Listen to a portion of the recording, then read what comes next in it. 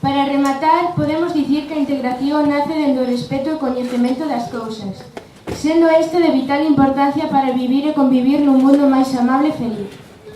Por este mesmo motivo escollemos esta canción. Cada un dos cidadáns é único e irrepetible, pero se buscamos atoparemos algo en común, sexa a lingua, o lugar de nacemento ou a música. Dicía Carlos Casares que a pluma do escritor debe de estar sempre ao servizo da liberdade dos homes. Eu opino o mesmo para a música. Por este motivo, e para estar ao servizo de todos, esta peza vai interpretada coa linguaxe de signos, para poder chegar a máis xente. Grazas. Canción Ven Conmigo, María Fumasa.